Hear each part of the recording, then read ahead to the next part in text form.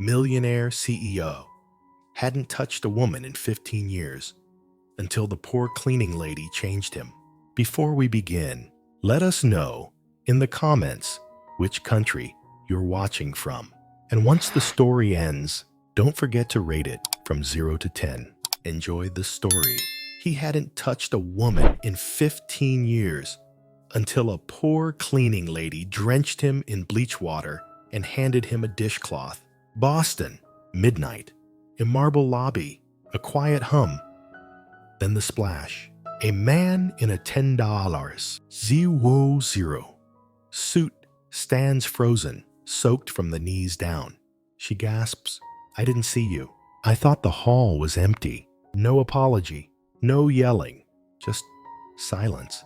Then she offers him a yellow rag and says, "Here, it's great for stove grease and awkward disasters." That man was Richard Collins, a millionaire CEO, with gloves on his hands and walls around his heart.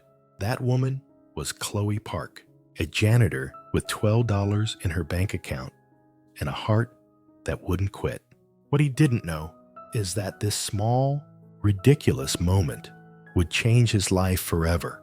The girl who soaked the CEO. Boston, after midnight, felt like another planet. Empty streets, flickering neon, the distant hum of a city that refused to sleep.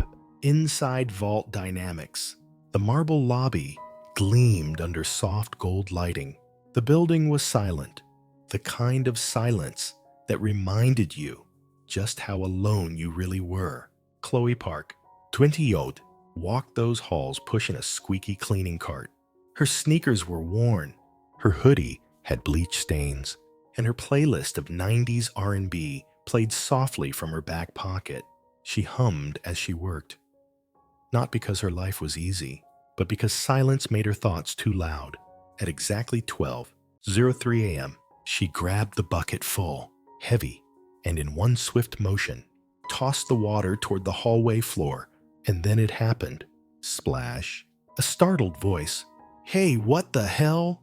Chloe's heart stopped. She turned, and the air left her lungs.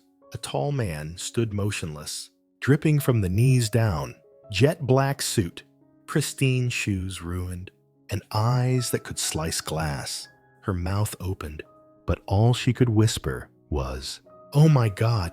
She dropped the bucket, then covered her face. "I didn't see you. I swear.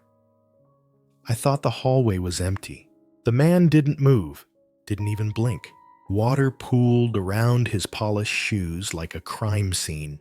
When he finally spoke, his voice was flat, controlled.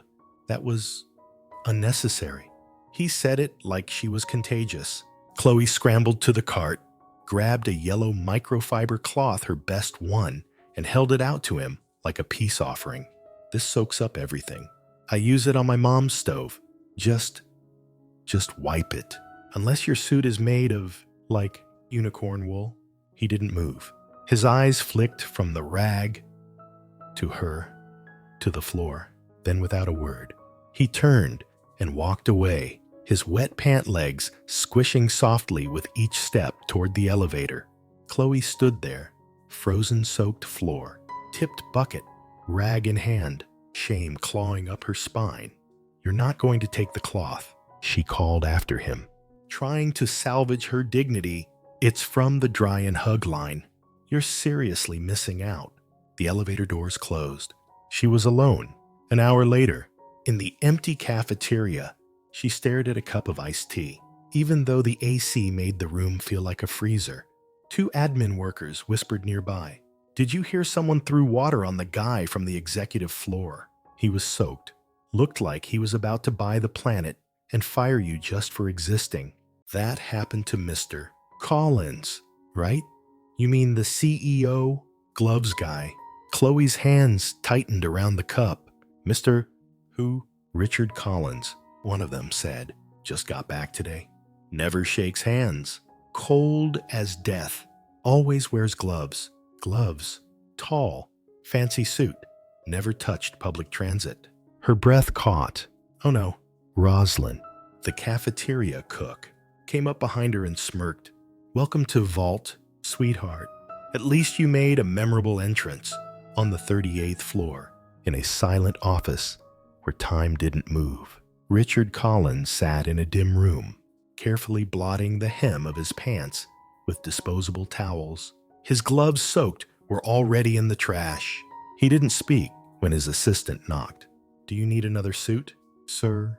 "No," he said, without looking up. He picked up a cloth handkerchief from his drawer, a habit, something comforting, but his mind wasn't in that room. He was still hearing the sound of the splash, still seeing the face of the girl who didn't flinch. "Sorry about that, Mr. Fancy Suit." No fear, no apology, just sarcasm, confidence. It was unacceptable, unbelievable, and for the first time in 15 years, completely intriguing. Meanwhile, in the janitor's closet, Khloe sat biting her thumbnail, resorting her supplies in a desperate attempt to undo time. "I could get fired, right? For, like, liquid assault." Rosalind laughed. "Scrubbing a pot. The only thing you assaulted was his peace of mind. I should have just bolted, vanished, become a ghost." "Girl, you handed a dishcloth to a man worth more than an airport." Khloe groaned. "Well, at least he knows who I am." Rosalind grinned. "Knows you, honey. He's going to dream about you soaking his pants for years." Khloe laughed, but something shifted in her. Not fear, not shame. A spark. Somewhere, just a few floors up, Richard Collins was sitting in silence, rolling that yellow microfiber cloth between his fingers. And for the first time in a decade and a half, he was thinking about a woman. What happens when a man who's been untouched for 15 years meets the one person who sees right through him on accident? Chapter 1. The girl with the bucket. It had been a long shift. The kind of night that clings to your bones not from cold, but from small humiliations and unpaid bills. Khloe Park moved methodically through the building, the rubber wheels of her cleaning cart squeaking over polished marble. Her earbuds buzzed softly with a lo-fi playlist as she hummed under her breath, just loud enough to keep loneliness away. But the incident played on a loop in her mind. The splash, the stare, that silence so thick it had texture. He hadn't said much. That man in the dark suit, just one sentence, calm, controlled, terrifying. That was unnecessary.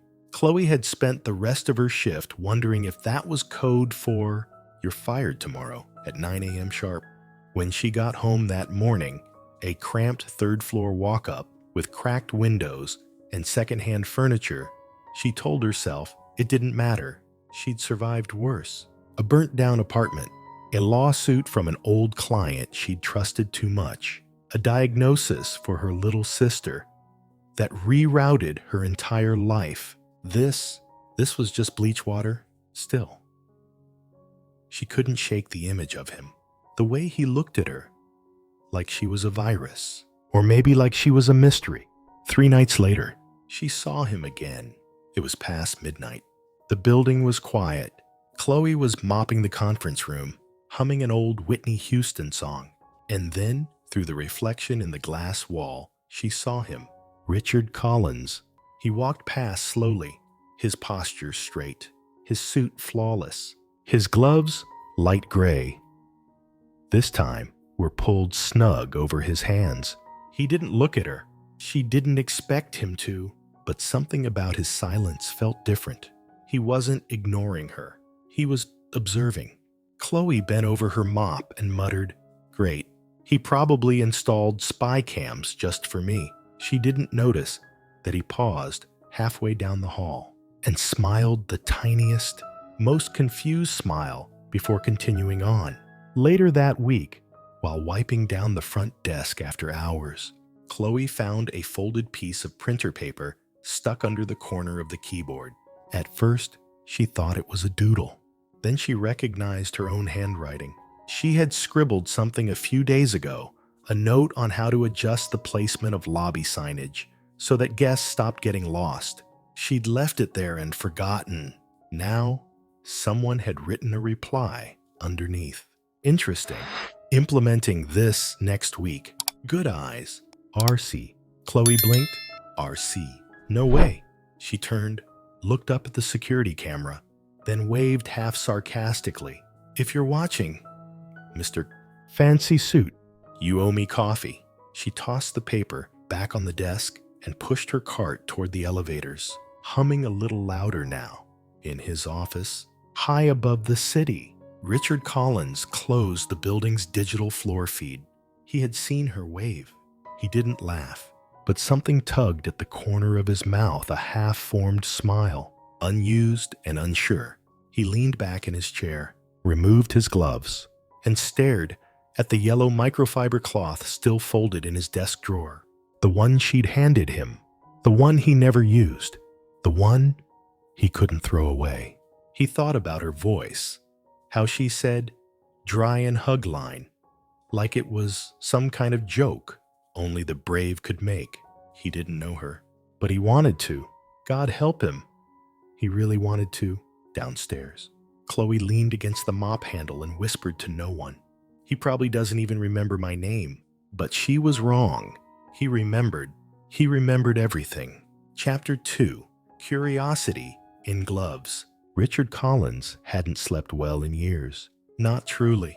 Not the kind of sleep that melts into dreams and leaves you waking up whole. He slept like a man on guard, like someone who knew that peace came with a price. But lately, he was sleeping. Strangely, lightly, restlessly, waking up at 3. Sephirdi, thinking about a yellow microfiber cloth he never used. Thinking about a girl who looked at him like he wasn't made of glass. Khloe Park, that was her name. He knew now, not because she told him, but because he asked. Well, he didn't ask. He instructed. Marcus, I need the personnel file for the new cleaning staff. The one on the night shift. Marcus blinked, eyebrows barely lifting. Problem, sir? Professional curiosity, Richard replied, tightening the knot of his tie. Background checks matter.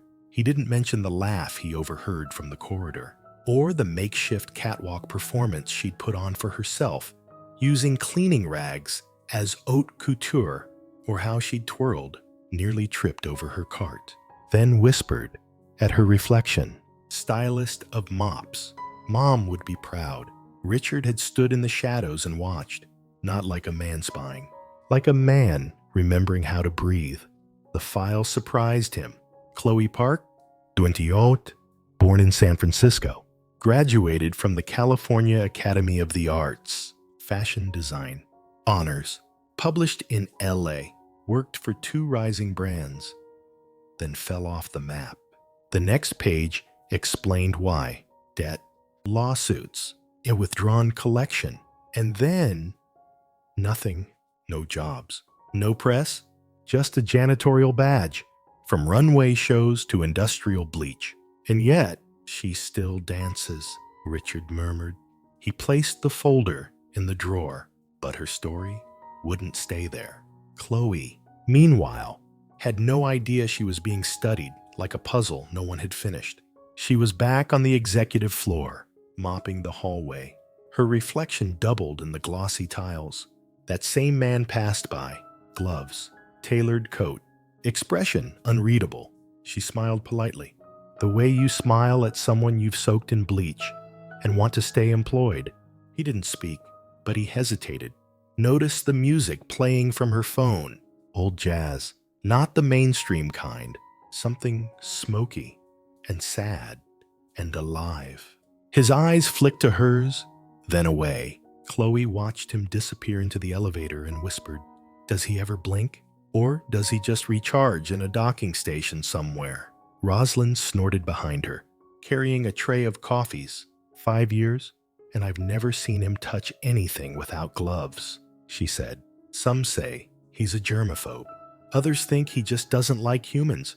I mean, fair. Khloe replied, pressing her mop down with extra force.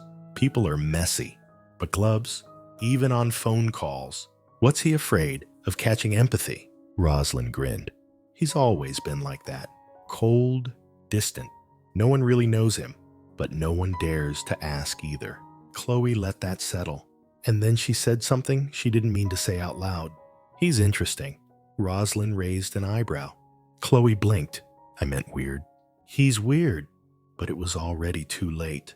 That night, Richard stayed late for a board prep meeting that dragged on past midnight. Everyone else had gone home, but from his office window, he saw movement below. Music, laughter, a flicker of cloth spinning. He stepped into the elevator and pressed the lobby button without thinking. 2 floors down, he moved quietly, staying in the shadows.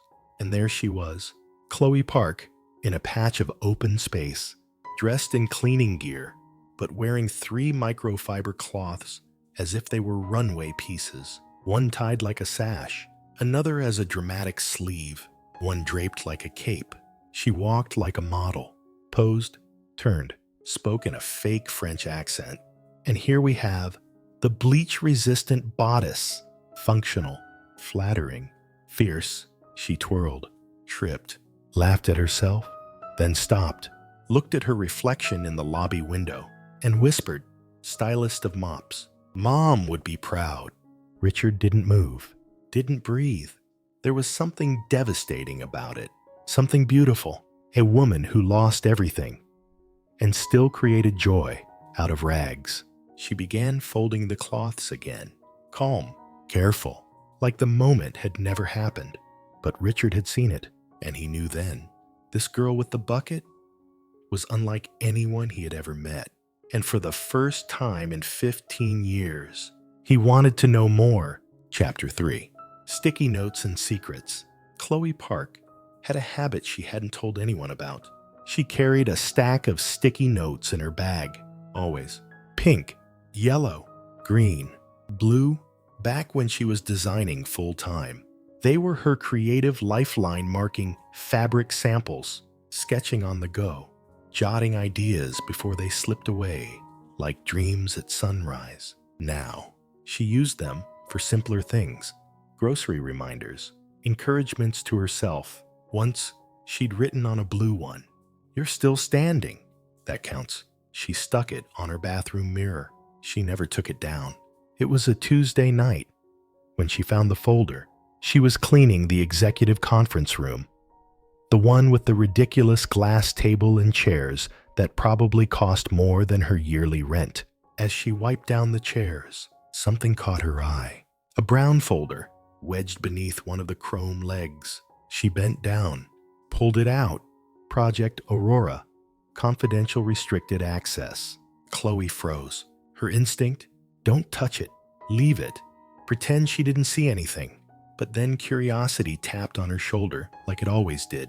She opened it. Just a little graphs, specs, product mock-ups.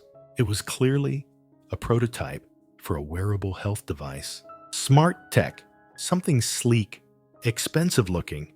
She skimmed the design. Her eyes narrowed.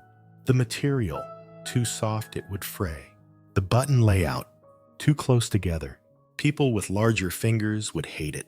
She flipped to the cost breakdown and blinked. Wait, $2, 450, 00 divided by 15, 0.6 units. Here, 244s. 50.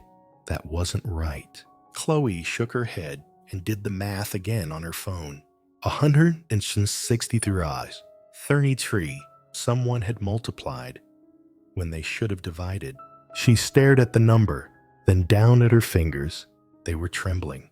Not from fear, from something scarier, that familiar flicker of who she used to be. She pulled a sheet from her notebook and began to write. Her penmanship was tidy, the kind that came from years of pattern drafting and detail work. At the top, she scribbled suggestions for improvement from a humble observer, then bullet pointed. Replace the wristband material with medical-grade silicone plus breathable fabric cover, better for skin. Longer durability, button spacing. Increase by 3 mm. Use varied textures for touch identification. Recalculate cost per unit on page 12. Actual number, 163. 33. Consider more feminine design options. 52% of users are women. She hesitated, then dug into her bag and pulled out her sticky notes. Pink. This project is brilliant. Seriously? Major respect. Yellow. Sleep tracking is genius, but people will want to understand the data. UX is everything. Green. Battery life is key. Solar charging? Maybe. Blue. Sorry if this is overstepping. Can't help it. Khloe, the janitor who soaked your suit. She placed the sheet carefully on top of the documents, arranged the sticky notes like colorful thoughts, closed the folder, then stepped back like she'd just rearranged something sacred, and went back to mopping. The next morning, Richard Collins arrived early. Earlier than usual, he hadn't slept. Project Aurora's presentation was that afternoon, and something kept nagging at him, a feeling like something had been missed. He entered the conference room, empty, polished, but his folder was centered perfectly on the table. His brow furrowed. He opened it and froze. Sticky notes, colorful ones, everywhere. His first instinct was rage. How had someone accessed confidential material? Then he saw the handwriting. The janitor who soaked your suit. His jaw tightened.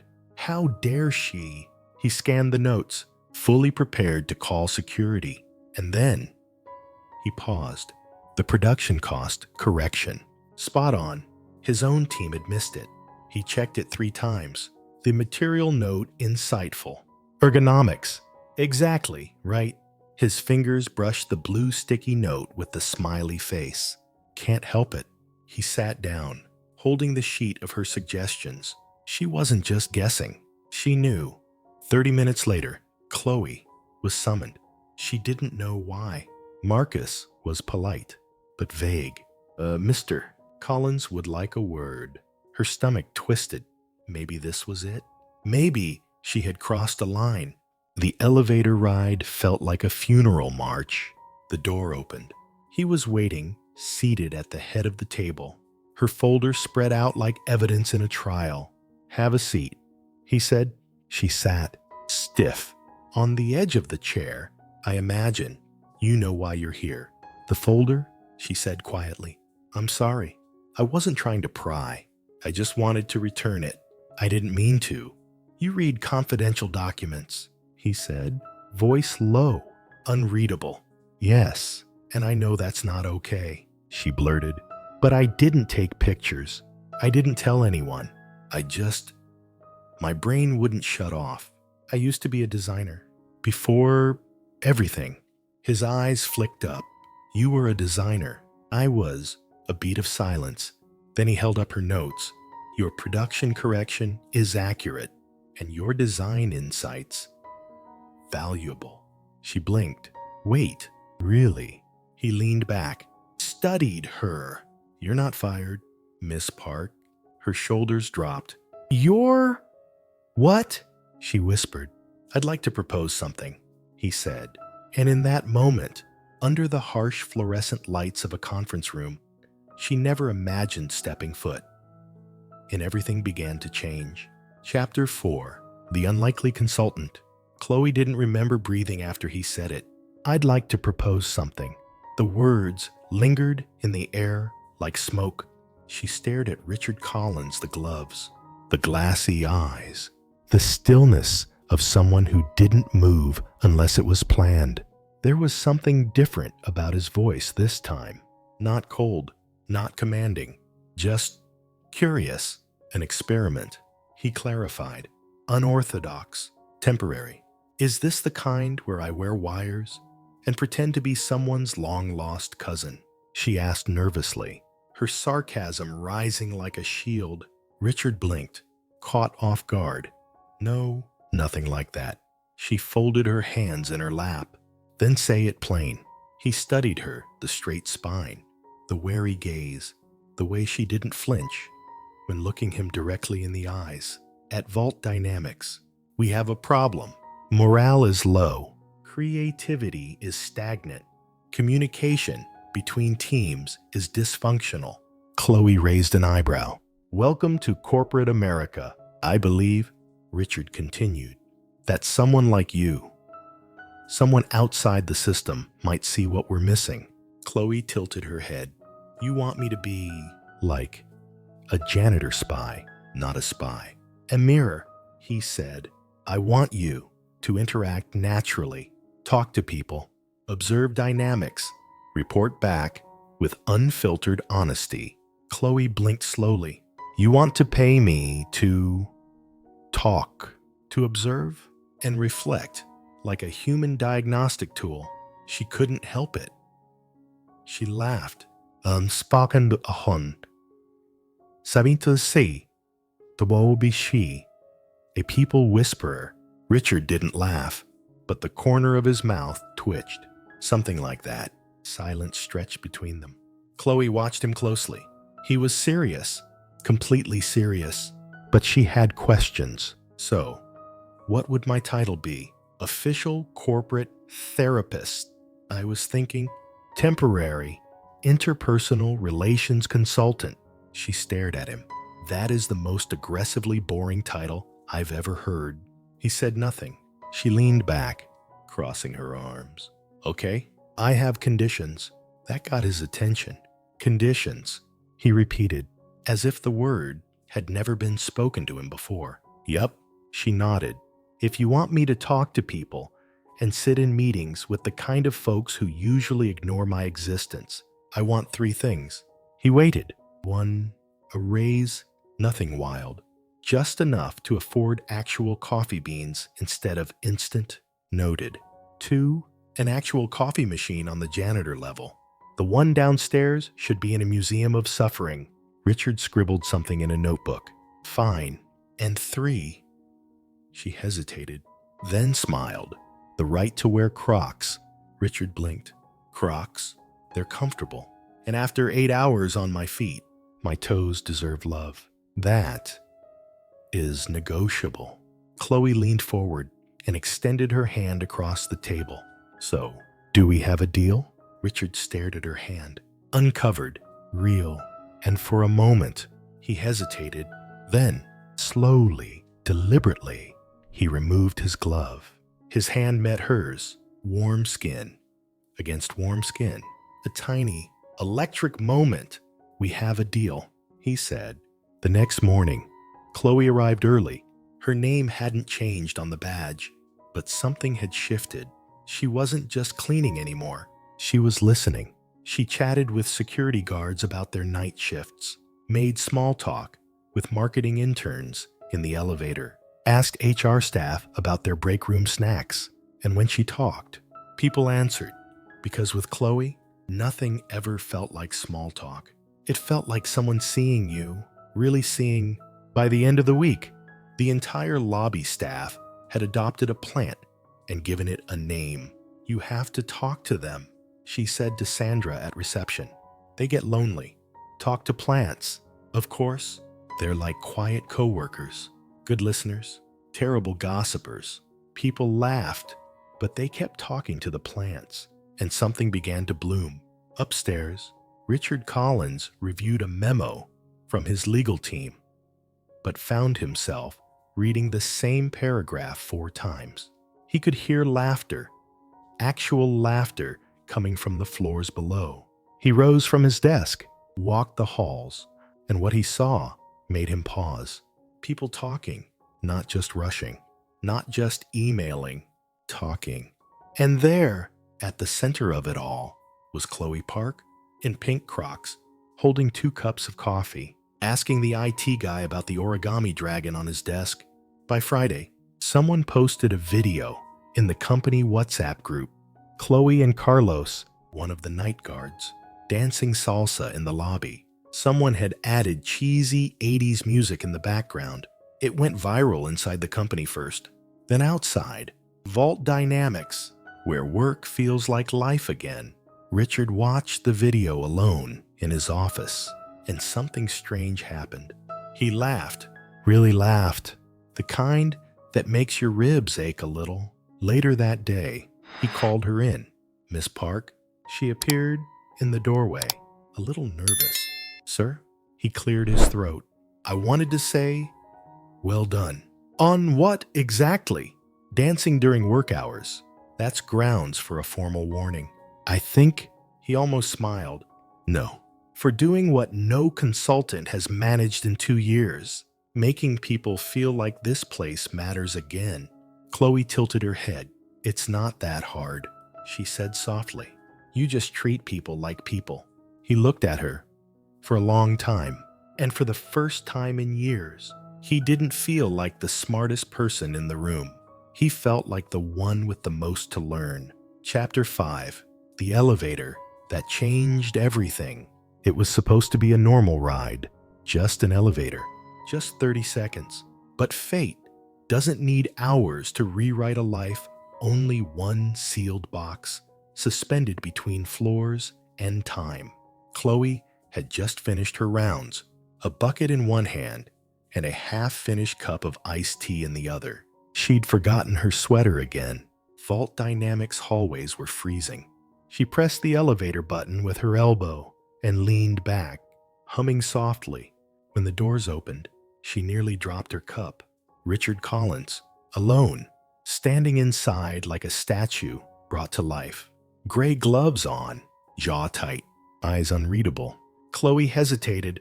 Hey, boss, she said with her usual humor. Stepping in, hope your morning's been bleach-free.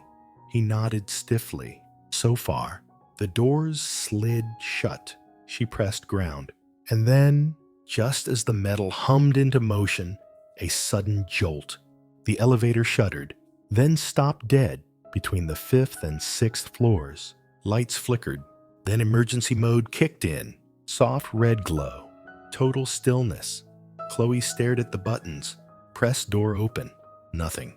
Okay. Not funny, she muttered, pressing help on the intercom. Silence. She turned slowly. Richard had moved to the far corner. His breathing was sharp, his face pale. Hey, she said gently. It's just a glitch. They'll fix it. But he wasn't hearing her. His fingers gripped the wall. His chest rose too fast. He pulled at his collar. Not here, not trapped, he muttered. Khloe stepped closer. You're claustrophobic. He didn't answer, just sank down slowly, back against the wall, trying to control something primal and loud inside him. Khloe set down her bucket, knelt in front of him. Look at me. His eyes flicked up, panic barely leashed. You're safe? I promise. She said softly. Want to hear something ridiculous? He blinked. I used to live in a laundromat. That made him pause. What? She smiled faintly. When I was 19. Don't ask. There was a fire. A musician, X, and a lady named Mrs. Lou, who let me sleep behind the detergent shelves. Richard stared, stunned enough to forget his panic. She had a mattress back there. I'd listen to the washing machines and pretend they were lullabies. I named the clothes. Seriously. Mr. Clumsy was a suit with a coffee stain that came in every week. She leaned back on her heels. The red dress. Dances till dawn. He exhaled a shaky laugh. Just barely. Mrs. Lou said clothes carry memories. They deserve respect. Richard's breath slowed. Khloe sat beside him, letting silence fill the space between her story and his fear. Then she glanced down at his hands. You're not wearing gloves. Richard looked almost startled and saw his bare fingers. He'd taken them off during the meeting, hadn't even noticed. And, she asked, feeling contaminated. He didn't smile, but his voice was lower now, less tight. I used to wear them to avoid being touched, he said. She turned toward him. Why? He didn't answer right away. My mother left when I was 7, he said finally. One day she was there. The next she wasn't. No note, no goodbye, just gone. Khloe's heart squeezed. I learned young. People leave, women leave. So, gloves, a wall, she whispered. He nodded. Exactly. They sat in silence for a while, just breathing. Then Khloe did something strange. She reached out her hand. Palm up. Try something? She said. What? Touch my hand? He stared. It won't kill you. I swear. I don't. You trust me? She asked. Quiet now. He didn't move. Then slowly, he reached out. His fingers slid into hers, skin to skin. And the world didn't end. He looked down, like he expected sparks or something catastrophic. But all he found was warmth. Simple. Human. See, she whispered. Still breathing. They stayed like that, hand in hand. No words, no judgment, just stillness. 2 hours passed before the maintenance team pried open the elevator doors. When they did, they stopped mid-laugh. Inside, they found Khloe sleeping her head on Richard Collins's shoulder, and the CEO of Vault Dynamics sitting there calmly, holding her hand, not a glove in sight. That moment became legend, not because of the broken elevator, but because something else had broken. 2. A barrier, a rule. A man who hadn't touched another soul in 15 years. Massosan, efficient.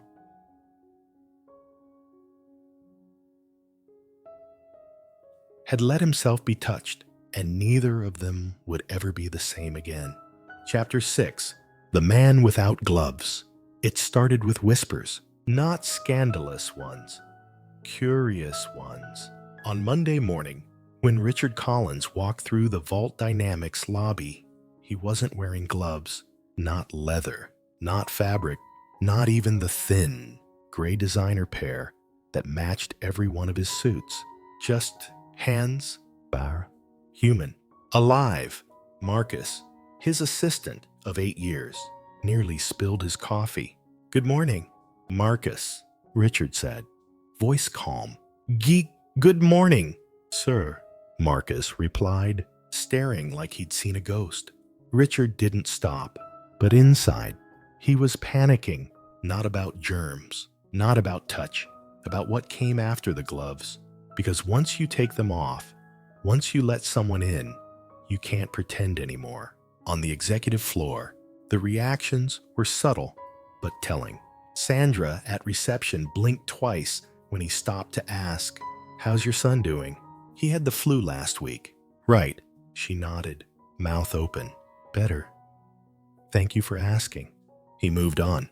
In accounting, he paused beside Teresa's desk. Excellent work on the quarterly reports. Very thorough. Teresa had worked there for 5 years. He had never said her name out loud. She blinked so fast she forgot to respond. Richard kept walking, gloves still in his pocket. Downstairs, Khloe was polishing the elevators, the other ones trying to pretend the weekend hadn't happened. She hadn't told anyone what happened in that stuck elevator. Not the hand-holding, not the stories, not the way she'd fallen asleep on his shoulder like it was the most natural thing in the world. She kept her head down and told herself it didn't mean anything. But it did. She could feel it in her chest, in the way her heart sped up every time she thought she heard his footsteps. Roslyn appeared beside her, carrying a tray of cupcakes. "You here?" she said, smirking. Khloe looked up. "Here what?" "Mr. No Touch Collins is walking around gloveless, like a mortal." He even smiled at the security guard. "I almost fainted." Khloe bit her lip. Interesting. Later that day, Richard called her to his office. Not via Marcus, not with a memo. He called her himself. She stepped in, unsure what version of him would be waiting. But the second she saw him, gloves off, sleeves rolled, she knew he was different, not just in posture or tone, in energy, like someone who had been frozen for years and was only now starting to thaw. "I owe you something," he said simply. Khloe raised an eyebrow. "A new mop." "A thank you," she laughed. "For what?" "For helping me remember what it feels like to be human." Khloe sat across from him. "You never forgot," she said gently. "You just got good at pretending." He nodded, then leaned forward. "I want to keep going. The social experiment, but not just for company morale." She looked at him carefully. Then for what? For me, he said. I need it. I need you to keep telling me what no one else dares to. She smiled. Even when I suggest Crocs for the executive floor. He actually laughed, especially then. The weeks that followed were filled with small revolutions. Khloe's presence became something of an open secret, half janitor, half consultant. Fully herself, she helped organize casual lunchtime sessions where employees shared hobbies. Marcus taught origami.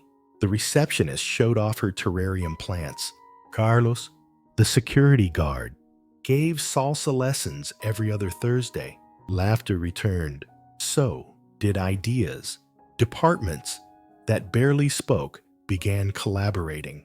Marketing borrowed from engineering. IT supported design. It was like someone had opened all the windows and let air in for the first time in years. But it was one moment, a silly, spontaneous one, that made Khloe something more than a novelty. She was mopping the lobby when a soft instrumental version of Time After Time started playing over the speakers. She danced with the mop, not professionally, awkwardly. Goofily, Carlos walked by. "Come on," she said, waving him in. He hesitated, then joined her. Miguel filmed it, posted it in the company group chat, captioned it, "When your janitor has better moves than your CEO." People laughed. They shared. They commented. By nightfall, the video had 10,000 views. By morning, Fampi, Myron Sainshorn. Richard watched the video alone, in his office. At first, he was mortified, dancing in the lobby. Then, he watched her face, not performing, not pretending, just living, and something cracked wide open. He didn't call HR. He didn't issue a memo. He called Khloe. When she entered, she looked nervous. "If this is about the dancing," I laughed. He said. She froze. "I haven't laughed like that in 15 years. He said softly. She relaxed. "A little. Miss Park," he continued. "In 2 weeks, you've done more for this company than our HR department has done in 2 years. I want to know how." Khloe tilted her head. "You really want to know?" He nodded. She leaned in. "It's simple," she whispered. "Take off the gloves. Not just on your hands, on your heart." And he did. In every way that mattered. Chapter 7. Gossip, glass walls, and goodbyes. It started, like all cruel things do, with a whisper, just one line, muttered near the water cooler by someone who smiled too tightly. "Have you heard about the janitor and the CEO?" By lunch, it was everywhere. By evening, it was published. A low-grade gossip blog, the kind with pop-up ads and clickbait titles. But the headline hit like a slap. "Ambitious janitor seduces millionaire. CEO, the scandal at Vault Dynamics." The article was brutal, worse than untrue. It was personal. It painted Khloe as manipulative, said she'd been seen sneaking into private executive meetings, framed Richard's humanity as weakness, her compassion as calculation. They even found old fashion show photos of her before her fall and compared them to her janitor uniform, from silk to slime. One cruel comment read. Khloe read it on her phone during her break. She was in the supply closet, legs tucked under her, an untouched sandwich in her lap. Around her, muffled footsteps, whispered voices. Rosalind appeared in the doorway. "I saw it," she said gently. Khloe didn't answer. "I told people it's garbage." "They know it's garbage." "But what if they don't?" Khloe whispered, her voice cracking. "What if they believe it?" Rosalind sat beside her. "You've changed this place. You, not some strategy deck, not some overpriced consultant." Khloe shook her head, tears welling. "He'll get dragged down with me." "Rose!" He took off his gloves. "And now, I'm the stain." Upstairs, Richard read the article, standing. He read it once, then slammed his laptop shut so hard the frame cracked. "Marcus," he barked, "call legal. I want this site sued out of existence." "Sir." Should we also prepare a statement distancing? No, Richard snapped, eyes dark. We don't run from truth or kindness. Marcus hesitated. Then what do we do? Richard's jaw clenched.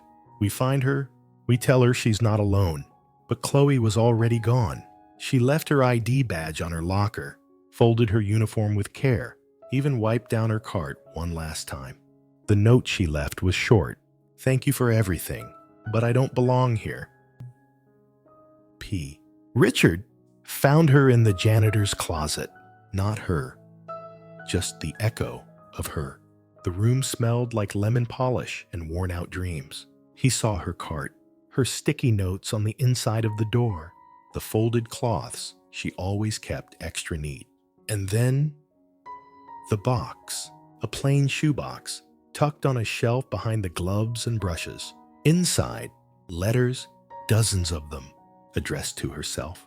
Dear future Khloe, dear brave Khloe, dear Khloe who wants to give up but won't. He read every one. Letters about her sister Lissa and the physical therapy she was fighting through. Letters about nap breaks in her car between jobs. Letters about dreams, a tiny studio, a line for women who couldn't afford couture. Maybe someday someone will see me, really see me. By the time he reached the last letter, Richard Collins, the man who hadn't cried in 15 years, was shaking. He tried to find her. He went to her old apartment. Gone. Called her emergency contact. No answer. He even visited her coffee stand from before. Empty. He walked the city, the streets, the neighborhoods she might have passed through. Wore sneakers for the first time in years. Got blisters. Didn't care. He kept the box with him. Read the letters over and over because they were all he had left of her, and because they reminded him of the one thing he never thought he'd want again. Hope. At Vault, everything dulled without her. The plants looked grayer. The laughter disappeared. The salsa nights stopped. Even Marcus noticed it.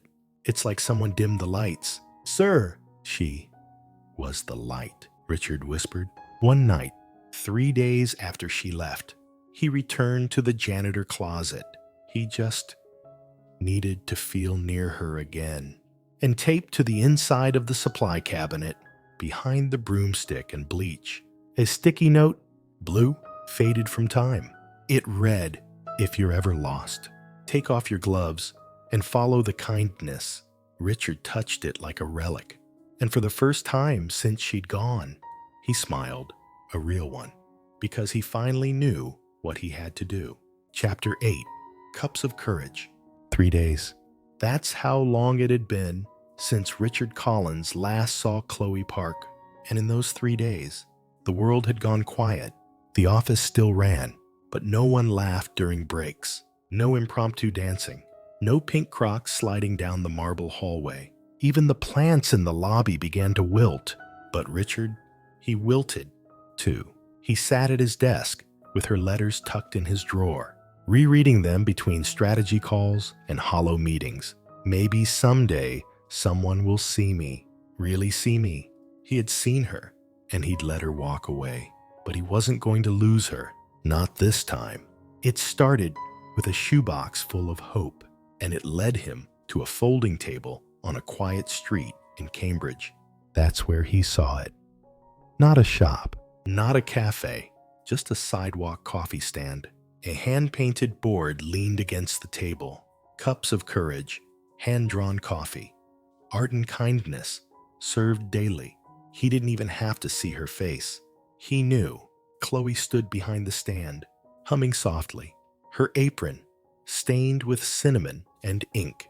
Her ponytail bounced with every movement. She looked different here. Not sad, not tired, light.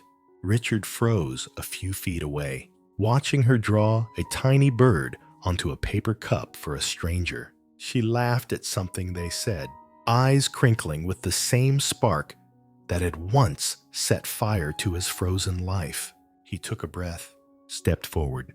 "Good morning," he said. She looked up, and for a moment, the world stopped.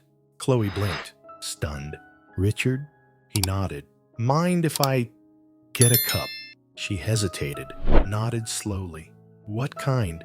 Whatever you recommend. Silence stretched between them as she prepared the drink.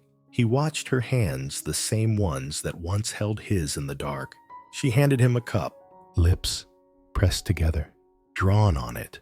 A tiny sun peeking out from behind clouds. No words, just warmth. That'll be $5, she said quietly. He paid. It's good to see you. You too, she replied, but her voice was guarded. Another customer walked up. She turned away. Richard stepped aside, but he didn't leave. He came back the next morning, and the next, and the next. Each day, she handed him a new cup, and each one said something she wasn't ready to say out loud. Day 2, a paper airplane in mid-flight. Day 3, a turtle with the words, "Progress is still progress." Day 4, a lone tree under stars. Day 5, thanks for not giving up. That day, Richard looked her in the eyes. I never will, he said. By the 7th morning, Khloe was already preparing his coffee when he arrived. He watched her scribble carefully on the side of the cup, her lips moving as she spelled something out. She handed it to him, her fingers brushing his. Drawn, 2 birds flying, side by side, written beside it. If you're really brave, ask me to dance, but no gloves. He stared at the cup, heart pounding. When he looked up, Khloe was biting her lip, eyes uncertain. Are you serious? He asked, almost whispering. She nodded, cheeks flushing. You've come every day. You stood in line like everyone else.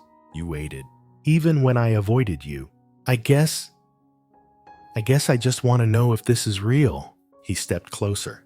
It is, he said softly, and I've never wanted anything more. Then, slowly, without fanfare, Richard removed his gloves, slid them into his pocket, held out his bare hand. Khloe Park, he said, smiling with that rare softness. Will you dance with me? She laughed, eyes shining. You don't even have music. We'll bring our own. She took his hand, the same hand that once built a company brick by brick, now trembling as it reached for something so fragile, so terrifying. Love. That night, her phone buzzed with a text from him. Meet me in the Vault Dynamics parking lot at 8. Please trust me. Richard. She stared at it, heart thudding. She almost replied no, almost let fear win. But instead, she whispered, okay, and everything changed again. Chapter 9. A dance under office lights. Khloe hadn't worn a dress in years, not since her last runway show, the one before everything collapsed. Now, standing in front of her cracked mirror, in a navy blue dress she had sewn herself, hands trembling slightly, she whispered to her reflection, don't fall apart tonight. Her phone buzzed again. Parking lot. 8 p.m. Come as you are. Just come. She slipped on her pink Crocs, the only shoes that had never betrayed her, and grabbed her keys before she could overthink it again. What she didn't know was that behind the mirrored windows of Vault Dynamics, an army of unlikely allies was setting something magical into motion. Carlos, the security guard, had strung LED lights across the edge of the lot like fairy dust. Miguel set up his old speaker system, testing it with quiet jazz. Roslyn arrived with wildflowers from her garden stuffed into old mason jars and tied with scraps of ribbon.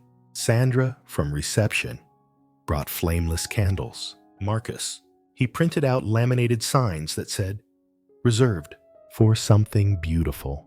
And Richard, he stood off to the side in a dark blue shirt. Note, hair slightly tousled, gloves tucked deep in his pocket.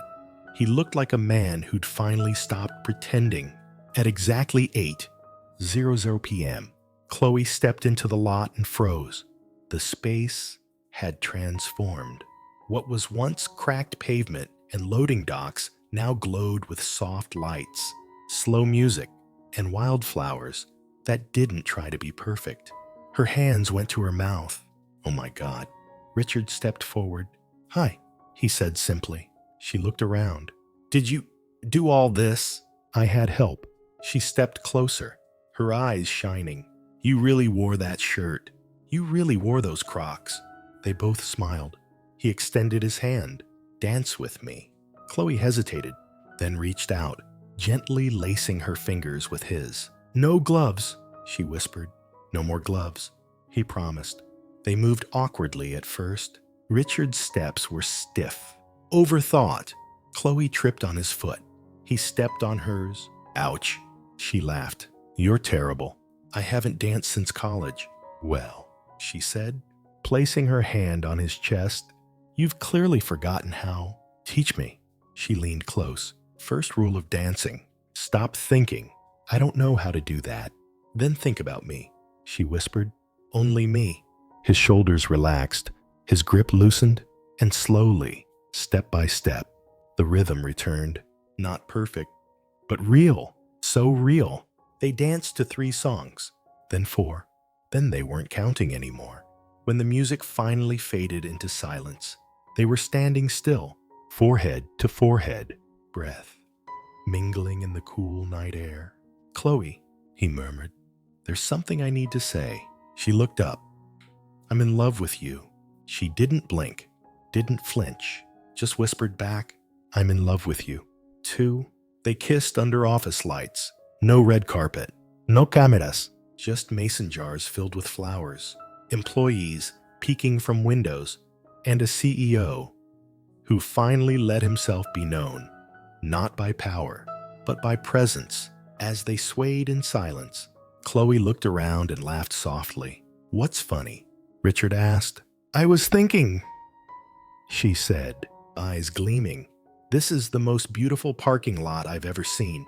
It's where I fell in love, he replied. She smiled, resting her head on his shoulder. Then let's never park the same way again. Chapter 10.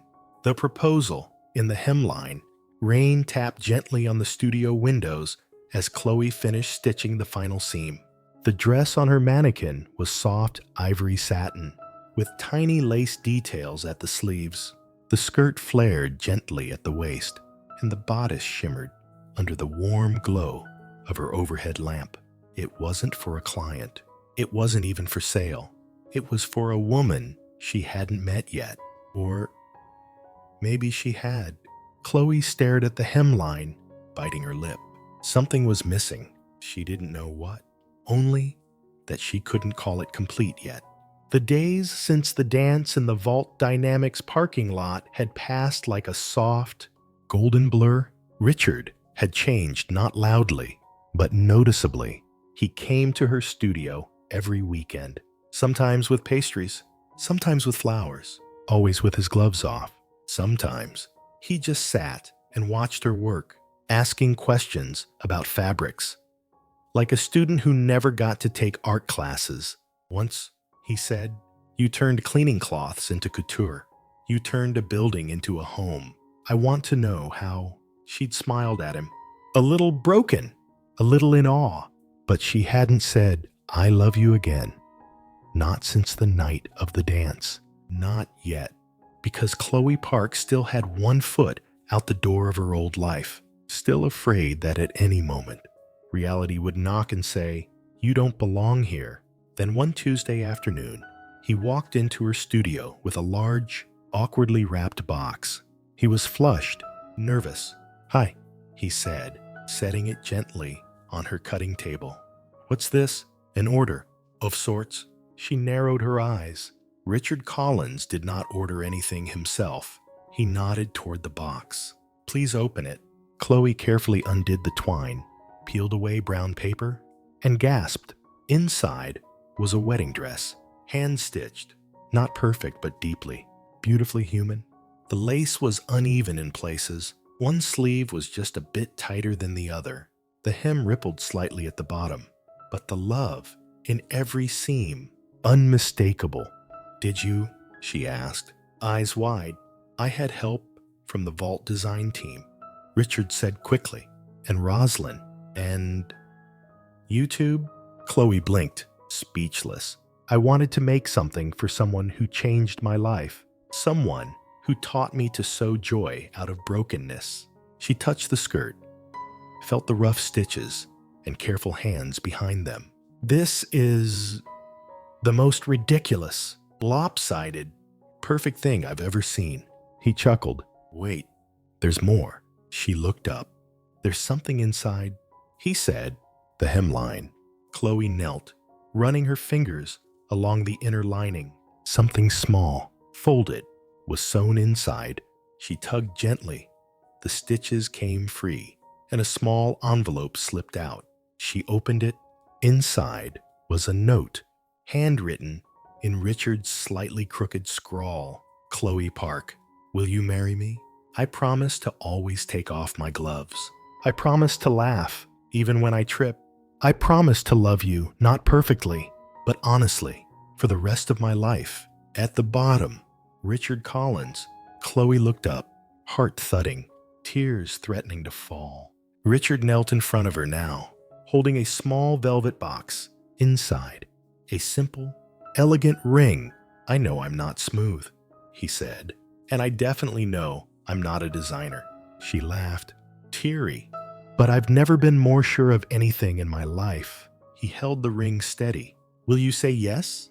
To the mess, to the madness, to me. Khloe dropped to her knees beside him, took his face in her hands. You made a wedding dress, she whispered. I tried. You hid a proposal in the hem. I panicked. You're completely impossible. I know. She smiled through tears. Yes. Then she kissed him, dress between them, hearts louder than any vow. 6 months later, the rooftop of Vault Dynamics bloomed with wildflowers. Roslyn brought her garden. Miguel manned the music. Sandra cried before the ceremony even started. Khloe walked down the aisle alone in a new version of the dress they'd made together. Richard waited, eyes soft, hands bare. They said their vows under Boston sky. City lights flickering below, hearts wide open above. And when it was time for the kiss, Khloe whispered, You chose me by accident. He smiled, but I loved you on purpose. And so, under LED stars and crooked wildflowers, a janitor married a CEO, but really, it was just two souls who chose to see each other truly and love anyway. A life without gloves. Sometimes love doesn't arrive with fireworks. It arrives in silence, in bleach water and yellow microfiber cloths, in sticky notes and clumsy dance steps, in gloveless hands that finally reach out after years of fear. Richard Collins built his life behind glass walls and polished floors. But it was a janitor in pink Crocs who taught him how to feel again. Not with logic, not with power, but with empathy and kindness and the courage to be seen. Khloe Park never asked to be chosen. She only asked to be seen. And in a world where status decides everything, she taught us that real value comes from the heart you carry, not the shoes you wear or the past you've survived. Because when a man who hadn't touched love in 15 years takes off his gloves, the world doesn't end. It begins. So maybe the next time you pass someone invisible, someone with tired hands and a soft voice, you'll remember they just might be the one to change your life. If this story stirred something in your heart, if it reminded you that healing and hope can come from the most unexpected places, then don't stop here. There's more love, more redemption, more second chances waiting. Subscribe to join us for the next true love story. And if Khloe and Richard made you smile, leave a comment and tell us what your favorite moment was. Because maybe, just maybe, the next story might be yours. What did you think of this story? Share your thoughts in the comments below. Rate it from 0 to 10. Don't forget to subscribe and hit the bell so you never miss a story. And stay tuned. More powerful stories are waiting for you right here.